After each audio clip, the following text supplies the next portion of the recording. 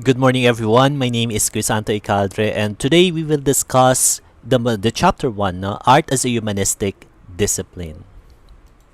Here are the competencies. At the end of the chapter, you are expected to understand the role of art as a tool to aid human limitations.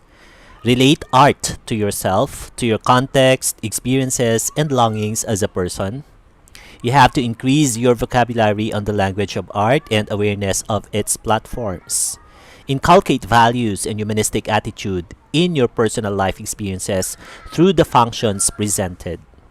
Challenge one's critical thinking skills through creative ways of confronting life's problems. You have to practice the art of criticism and analyzing artwork because that is a skill that you can be applied to other areas of thinking. And lastly, you have to express your devotion and interest in your national identity through Filipino-inspired outputs. You just have to read the overview. And we have two learning outcomes. The first one is survey the place of the humanities in the history of Western civilization. And number two, distinguish the humanities and the sciences as fields of learnings. You have also the references, the readings, and the videos to watch. Now, how would you define art? For many people, art is a specific thing. It could be a painting, it could be a sculpture, a photograph, a dance, a poem, or a play. It is all of these things and more. Now, they are mediums of artistic expression. Webster's New Collegiate Dictionary defines art as the conscious use of skill and creative imagination, especially in the production of aesthetic objects. Yet, art is much more than a medium or words on a page. It is the expression of our experience. Art is uniquely human and tied directly to culture. It takes the ordinary and makes it extraordinary. Now, it asks questions about who we are, what we value, the meaning of beauty, and the human condition. Now, on this image, which do you think gives the right description of the crucifixion of Jesus Christ? Now you have to explain your answer of at least minimum of 50 words. Number 2, explain the reason why you gave that answer. So what is on your mind, or what was in your mind? Now, on the fields of learning, there are two, the sciences and the humanities. Under the humanities, you have language, history, art, and philosophy. And under art, we have the creation, we have the artist, and practice. And also in the art appreciation, we have the spectator and the theory. Let's focus first on the humanities. The humanities actually complement the sciences and vice versa. It is only that the exactness of science is a mastery and the depth of the humanities is wisdom. Later on in our further discussion, we will know, all right? We will know why humans or why human beings gain wisdom through knowledge. Now, there are two general fields of learning. We have the sciences and the humanities. The sciences deals with the natural or the physical phenomena. Let's say, for example, the global pandemic. Okay? The pandemic, rather.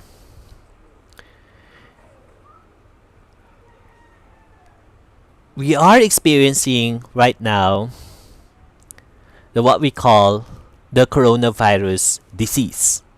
Okay? And it calls for a natural phenomena, and it calls for natural phenomena.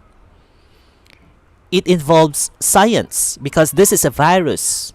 This is a disease that needs to be cured. At sino yung tinatamaan? Hindi hayop, kundi tao. And this speaks humanities. It deals with human phenomena. Right? Maraming namamatay, maraming nagkakasakit sa ngayon. And this is our crisis, the phenomenal crisis. And it's true. Now, there is an interrelationship between the world as a science and the humanities. No? Itong tayong mga tao, no? Especially yung mga scientists ngayon, they have to learn the disease. Ano yung cure? Ano yung cure na meron doon sa anong cure meron tayo sa nararanasan nating COVID? Okay? That's why there is a scientific method. Okay? So it says here, the scientist needs to learn about the things in the world. Hindi lang sila magiging lenient. No, hindi lang sila magiging passive. They have to have the kind of research. No, that's why they have to undergo a scientific method. Kung ano ba talaga yung makakagamot sa coronavirus na disease na ito. Okay? So that's why there is an interrelationship within the person and the world. Okay? And then we go back to the basic. Now we go back to the basic. Now, dito pumapasok yung ating sarili, no? Sometimes we need to be reflective, no? Sa panahon ng crisis na ito, ano yung naitulong ko sa aking kapwa? Ano yung na-share ko sa aking kapwa? Naging grateful ba ako sa sarili ko? Naging grateful ba ako sa sarili ko dahil wala akong sakit? Naging selfless ba ako sa pagtulong sa aking kapwa? Sa aking pamilya, sa aking mamahal sa buhay? No, doon pumapasok yung ating question, no, sa ating sarili. And yet, this is the time also that we have to ask yung kahalagahan ng buhay. No, bakit nga ba ako nandito sa mundo? Ano nga ba yung existence? Ano nga ba yung purpose ko kung bakit ako nabuhay? What is the purpose of my existence? That's why the basic question in studying humanities is, who am I? Sino nga ba ako? Let's watch this video.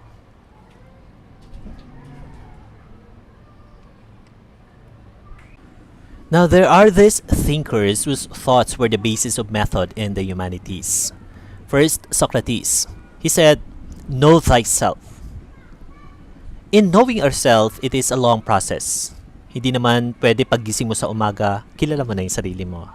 That's why it is a long process. It is a long journey to know oneself. That's why they are questioning, why have we not been able to find the answer? Because, as I have said, it is a long journey of knowing oneself. St. Augustine of Hippo, he said, withdraw into yourself because the truth dwells in the inner man. Tayo, pag gusto natin, di ba, minsan pag nawawala tayo sa sarili natin, di ba, pag ang dami nating problema, we are confused, then we withdraw, no? Nagwi-withdraw tayo from our ordinary life. And we ask ourselves, no? We ask ourselves kung sino ba tayo, ano ba yung kalagayan natin, importansya natin dito sa mundo. But then, sabi niya, in withdrawing ourselves, doon natin nalalaman yung katotohanan because ang katotohanan ay nandoon sa kaibuturan ng ating pagkatao. All we have to do is to listen on that inner self. Again, we have two different fields, the sciences and the humanities. When you say the sciences, it speaks about knowledge. When you say the humanities, it speaks about wisdom. So what is the difference between the two? Knowledge versus wisdom. On the knowledge, the scientist becomes a learned man. No? That's why he keeps on studying. No? He keeps on studying like you, students. You keep on studying for you to gain knowledge. Okay? On the humanities, the humanist becomes a wise man. Pag ikaw ay tumatanda na, you gain wisdom. Pag ikaw ay nagkaroon later on ng magandang career, you gain wisdom because you have knowledge. Sabi ni Thales of Miletus, another philosopher, no? Sabi niya, a scientist tends to know everything about the world that he forgets to know anything about himself. Which is true, I agree. Ang daming scientists na alam na nila kung ano yung, ang dami nila invento, no, sa mundo. But then, tanungin mo, who am I? Who are you as a person? Pwede ba nila sabihin kaagad sa kanila sarili na, ako yung taong mapagmahal. Ako yung taong, no! They cannot directly say that to you. Diba? Pag sinabi ko sa'yo, sino ka? Who are you? Sabihin mo kaagad yung pangalan mo. Sabihin mo na ikaw ay nakatira sa ganito. Na ikaw ay mag-aaral dito sa Palawan State University.